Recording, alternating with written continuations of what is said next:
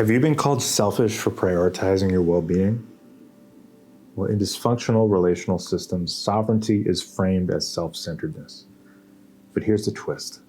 Choosing yourself isn't selfish. It's the foundation of healthy relating. I once believed that setting boundaries made me a bad person. Learning the truth changed my life. If you grew up in a relational system like a family, community, or workplace where your needs were framed as inconvenient, then it makes sense that choosing yourself feels heavy. Some of us were taught that love equals sacrifice, or that time alone equals rejection, or that saying no equals disloyalty, or that prioritizing your well-being equals an act of aggression. These are not conscious beliefs. They're survival imprints, and your nervous system took them on to stay safe. So of course boundaries feel selfish at first, but they're not. They're your first steps out of a system that only valued you when you were convenient. When I started setting real boundaries, I didn't feel powerful. I felt wrong.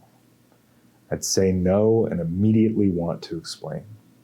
I'd leave a situation and then spiral in guilt for days. Not because I'd done something harmful, but because the old system pushed back. People who benefited from my silence didn't like my clarity.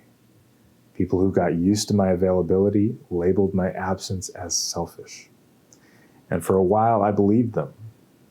But eventually I realized the guilt wasn't truth. It was residue.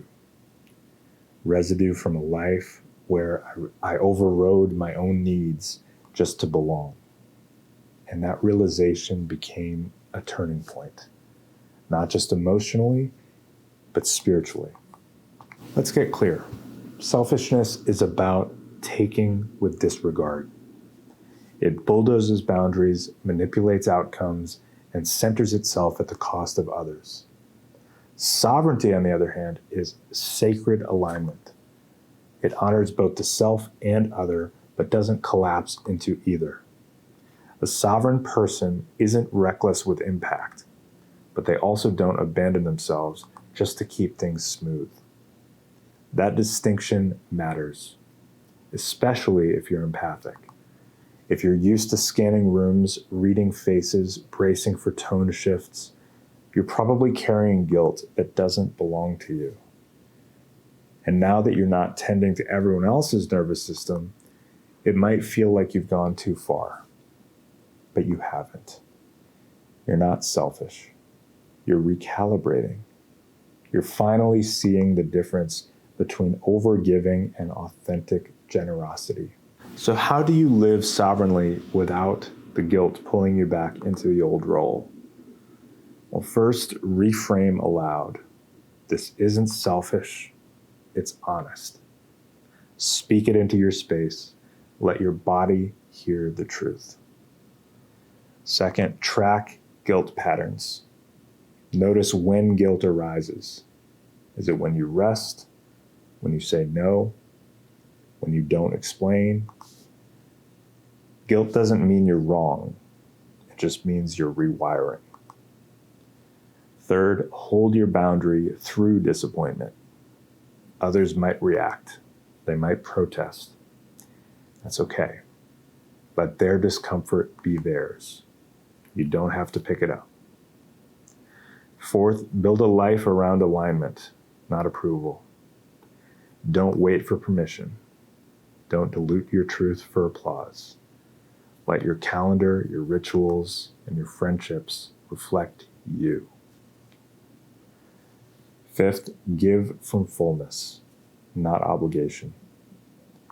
You weren't meant to serve from burnout. Love that's real doesn't come from depletion. It flows when you're anchored. And this is what the sovereignty sequence is designed to support. Living from clarity, not apology. Here's the deeper truth. Sovereignty is not the absence of love. It's the embodiment of it. It's not detachment or isolation. It's clarity.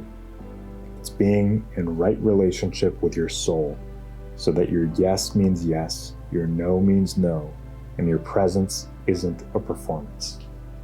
When you stop abandoning yourself, you stop resenting others. When you stop performing for approval, what remains is real connection. This is not selfishness. This is a return to the self. This is love without martyrdom. This is you as you are, unapologetic and whole.